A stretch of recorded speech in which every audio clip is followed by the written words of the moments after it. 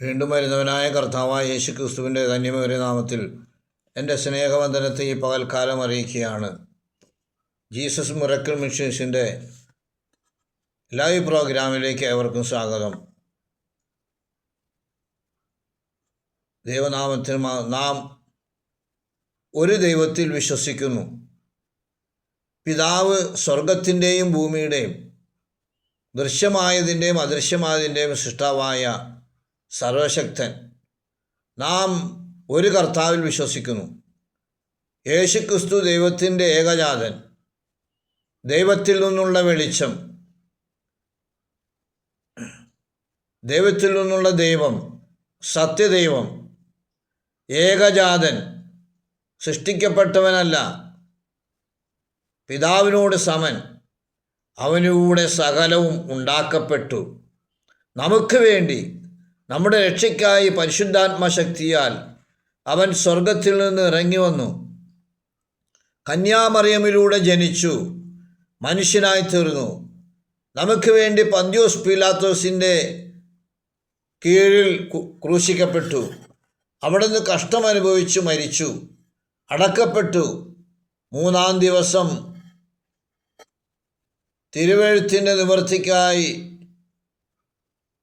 ഉയർത്തെഴുന്നേറ്റു, സ്വർഗത്തിലേക്ക് കയറിപ്പോയി, പിതാവിൻ്റെ വലത്തുഭാഗത്തിരുന്നു. അവൻ മഹത്വത്തിൽ പിന്നെയും വരും, ജീവനുള്ളവരെയും മരിച്ചവരെയും വിധിപ്പാൻ. അവൻ്റെ രാജ്യത്തിന് അവസാനമുണ്ടാകുകയില്ല. നാം പരിശുദ്ധാത്മാവിൽ വിശ്വസിക്കുന്നു. കർത്താവ് ജീവൻ നൽകുന്നവനാകുന്നു. പിതാവിൻ്റെയും പുത്രൻ്റെയും അടുക്കൽ നിന്ന് പുറപ്പെട്ട് വന്നവനാണ് പരിശുദ്ധാത്മാവ്. പിതാവിനോടും പുത്രനോടും കൂടെ അവൻ ആരാധിക്കപ്പെടുകയും പൂർത്തീകരിക്കപ്പെടുകയും ചെയ്യുന്നു. അവൻ പ്രവാചകന്മാരിലൂടെ സംസാരിക്കുന്നു. നാം ഒരു വിശുദ്ധ സാർവത്രിക അപ്പസ്തോലിക സഭയിൽ വിശ്വസിക്കുന്നു. നാം പാപമോചനത്തിനായി സ്നാനമേൽക്കുവാൻ വേണ്ടി നാം സ്നാനത്തിൽ വിശ്വസിക്കുന്നു.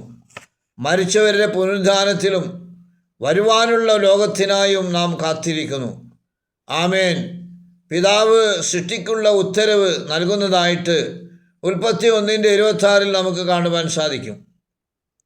രക്ഷ എന്നത് പിതാവ് രക്ഷയുടെ പദ്ധതി ഒരുക്കുകയും തൻ്റെ പുത്രനെ ലോകത്തിലേക്ക് അയക്കുകയും ചെയ്തു എന്നുള്ളതാണ്.